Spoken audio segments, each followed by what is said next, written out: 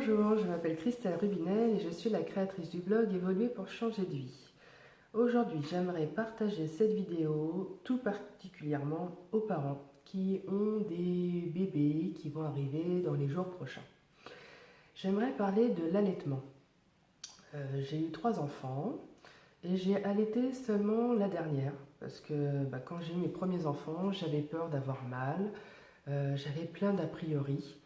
Et en fait, pour moi, à l'époque, c'était plus facile de prendre du lait en boîte, les biberons, et de leur donner du lait, on va dire, en boîte. Alors, je te fais part de mon expérience. Il n'y a pas de jugement, il n'y a pas de il faut que tu fasses ça. C'est juste te parler de mon expérience pour peut-être te donner plus envie d'allaiter. Tu verras. Donc voilà, j'étais une jeune maman de 30 ans. J'ai eu ma première fille, j'avais 28 ans. Et en fait, j'avais peur de souffrir et j'ai préféré lui donner des biberons. Sauf qu'elle avait toujours faim. J'ai dû lui donner des produits pour épaissir le lait et puis après des céréales en flocons pour mettre dans le biberon pour que ça soit des biberons très épais. Après, j'ai eu mon deuxième enfant 3 ans plus tard. Et alors là, c'était encore pire parce que c'est un petit morphale que j'ai eu. Et il était jamais rassasié. Il fallait faire des bouillies super épaisses pour qu'il puisse avoir son compte et pouvoir dormir. Donc pareil, je suis sortie de l'hôpital, j'ai été à la pharmacie, j'ai acheté de l'épicissant pour le lait. Et puis arrivé à 3 4 mois, j'ai été en grande surface et j'ai acheté ces bouillies qu'on mélange au lait en boîte. Et puis après au lait de vache. Puis bien sûr, mes enfants ont eu pas mal d'allergies avec tout ça. Ma première ne supportait pas le lait de vache, je suis passée par du lait de chèvre, du lait de soja, elle n'en voulait pas, enfin c'était une horreur. Et ma petite mère, elle avait des allergies, de l'eczéma. Je suis retournée au lait de vache qu'elle supportait mieux au goût. Mais en fait, pour son, on va dire, sa santé, elle avait toujours des allergies. Et Tristan, pareil, il a déclenché des allergies. Et puis, j'ai eu mon troisième enfant il n'y a pas si longtemps que ça, il y a 1 an et demi. Et là, avec mon ami, je discutais, puisque c'est 2 papas différents, je discutais de ma crainte d'avoir encore un bébé qui ait des allergies. Et mon ami me disait que ça serait bien que j'allaite. Mais j'avais toujours cette peur avec ces a priori.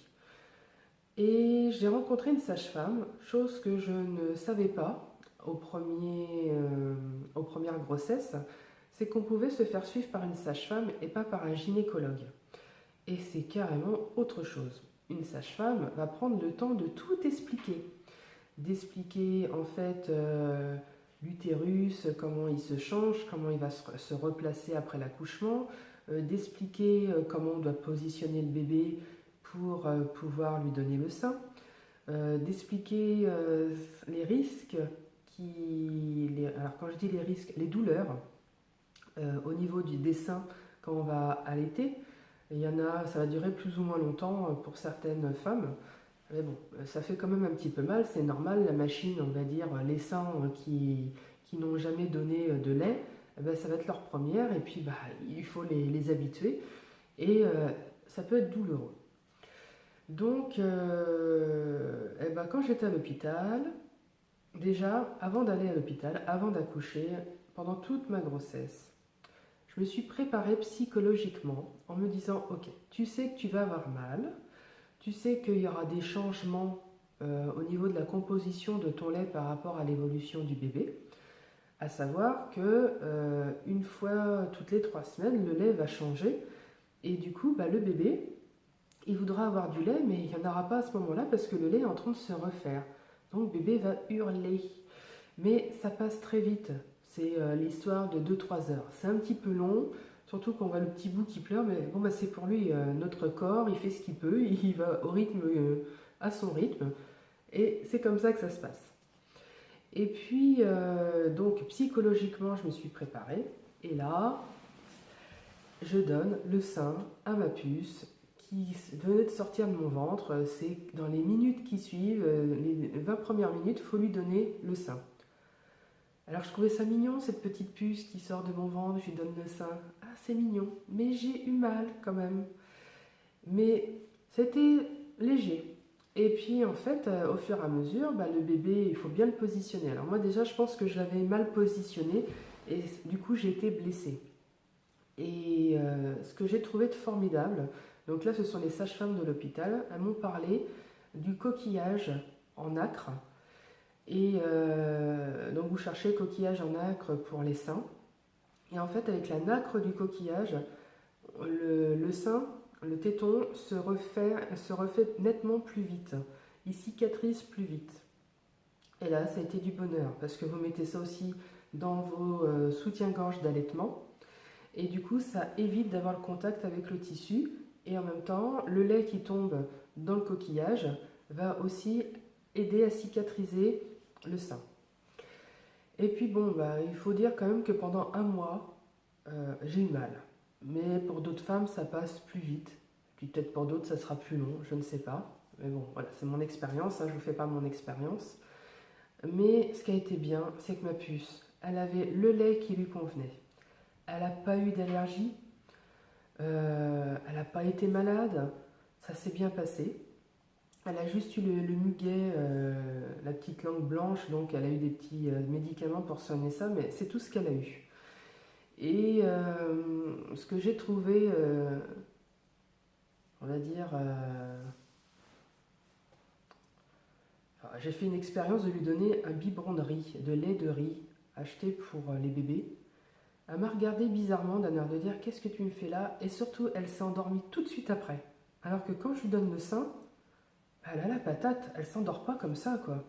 Justement, elle est tellement apaisée, ça lui a fait tellement du bien qu'elle va trotter encore plus. Alors aujourd'hui, et puis même quand elle était toute petite, elle était bien. Je sentais qu'elle était détendue, les traits de son visage étaient détendus. Mais quand j'ai donné ce lait de riz, euh, comme s'il y avait quelque chose dans le lait de riz qui les assomme. Ou sinon c'est tellement épais qu'au niveau de la digestion, c'est tellement difficile pour les bébés que ça les fatigue. Donc quand j'ai vu ça, je suis oh non, je peux pas. Et puis même son petit regard d'un air de dire mais qu'est-ce que tu me fais là? Il y a tout ce qu'il faut pour moi. Il y a 2 seins exprès pour moi. Tu veux me donner du lait en boîte? Donc c'était l'expérience. Je me suis dit oh peut-être que les nuits avec un petit biberon plus épais le soir, elle dormira mieux. Mais j'ai laissé tomber. Donc là aujourd'hui, elle a 17 mois. Je continue à lui donner le sein, pas parce que j'ai envie de lui donner le sein, que je trouve ça formidable de lui donner le sein. C'est surtout parce qu'elle en a besoin. Et que ce que je trouve formidable, c'est de voir ce petit bout qui évolue super bien, qui grandit bien, qui n'a pas d'allergie, on va dire, au lait de vache, puisque je lui en donne presque pas. Sauf quand je mange du fromage, elle en a un petit peu. Et j'en mange vraiment rarement, et il vaut mieux parce que toutes les deux, on a nos allergies qui sont là. Mais j'ai vraiment appris que déjà, nous sommes des mamans, donc des femelles, des mammifères. Nous avons des seins, c'est pour nourrir nos enfants, même si dans l'intimité avec notre mari, on prend plaisir à se faire caresser la poitrine. Mais quand même, la fonction première de la poitrine, c'est bien pour nourrir nos enfants. Et j'ai vécu ces 2 expériences. J'ai nourri mes enfants au biberon et j'ai nourri notre fille au lait maternel. Et effectivement, il y a des avantages et des inconvénients. Alors les avantages du lait maternel, il n'y a pas de biberon. La nuit, je la colle sur moi. Quand elle était toute petite, elle tétait, je la recouchais ou elle dormait avec moi. Ensuite, c'est toujours à bonne température. Quatrièmement, le lait que j'ai pour elle sera toujours exactement le lait qu'il lui faut. Et le seul inconvénient qu'il y a, parce que je ne mets pas mon lait dans des biberons, me faire tirer le lait, c'est quelque chose que j'envisage même pas. J'ai jamais envisagé ça. Donc c'est qu'il faut toujours être disponible. Alors effectivement, je suis disponible pour ma puce puisque j'ai créé ma vie par rapport à mes exigences. Donc pour m'occuper de ma famille, avoir un travail sur mesure pour moi était essentiel.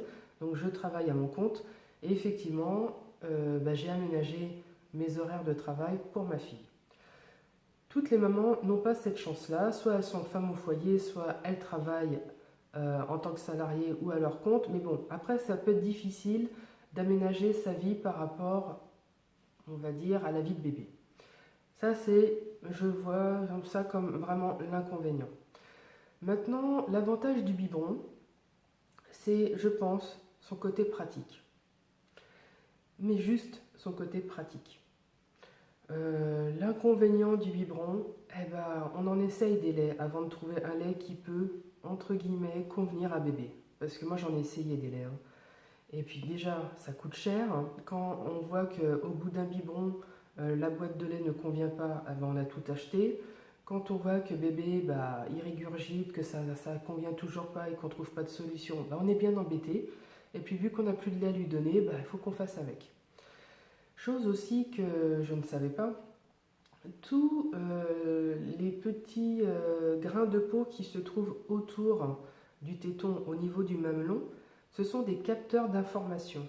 C'est-à-dire que bébé, avec sa bouche, va envoyer les informations à notre corps pour pouvoir faire exactement le lait qui va lui convenir par rapport à sa période de vie, donc à sa période d'évolution pour que son petit corps puisse grandir. Ça non plus, je ne savais pas, j'ai appris tout ça avec la sage-femme.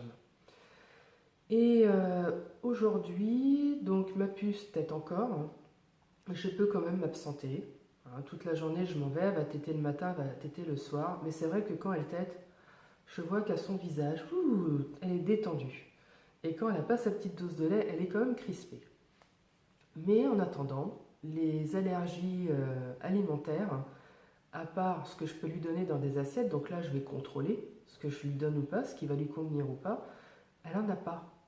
Elle n'a pas d'allergie, de grosses allergies comme ont eu les premiers avec de l'eczéma derrière les genoux, derrière les coudes, ou de l'eczéma ici en dessous les yeux, ou d'éternuer tout le temps. Elle ne fait pas ça. Et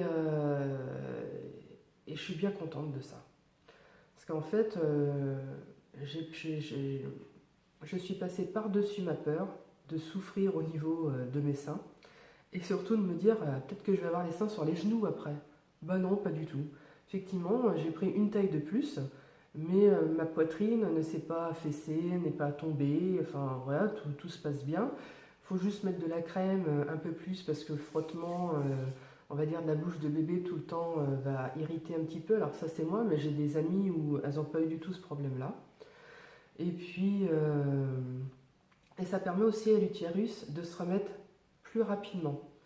Donc le corps va travailler plus rapidement en fait pour être opérationnel pour faire face à notre vie active, c'est-à-dire de s'occuper de bébé. Alors, ça c'est la nature est bien faite et effectivement quand on écoute notre corps et on prend le temps de faire les choses, eh ben ça ne peut aller que bien. Et je n'ai pas eu de manque de lait. Je pense parce que j'étais préparée psychologiquement et que j'avais vraiment le désir de l'allaiter. Pour moi, c'était un don de moi, un don de soi. Et je ne voulais pas passer à côté de ça. Voilà, je t'ai fait part de mon expérience sur l'allaitement. Donc ça va faire presque 18 mois que j'allaite, alors qu'au début je n'avais prévu que 3 mois, après je me suis dit 6 mois, après je me suis dit bon 1 an. Puis en fin de compte, c'est ma puce qui va décider. J'espère quand même que ça ne va pas durer encore 3 ans. Et on est fait pour ça.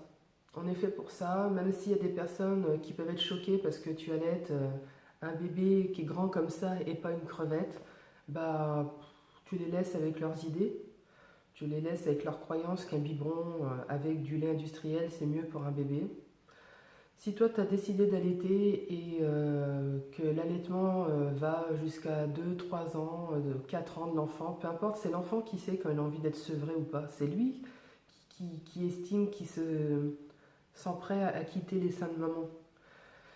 Bah, tu fais ce que tu as envie de faire de toute façon, tu écoutes ton enfant et puis tu écoutes ton corps et surtout le faire en te disant que c'est le meilleur de toi que tu offres et d'être bien avec ça. Je te souhaite plein de belles choses, future maman ou déjà maman, et que ton allaitement se passe bien. Et j'espère que tu suivras mes autres vidéos. De temps en temps, je parlerai des enfants, puisqu'on est une tribu avec 4 zouzous. Et ça demande beaucoup d'intelligence, d'énergie, d'être ingénieux, de se rappeler de ce qu'on était quand on était enfant. On était très très malin et on s'amuse pas mal. Je te dis à bientôt et je te souhaite de passer de bons moments. Au revoir.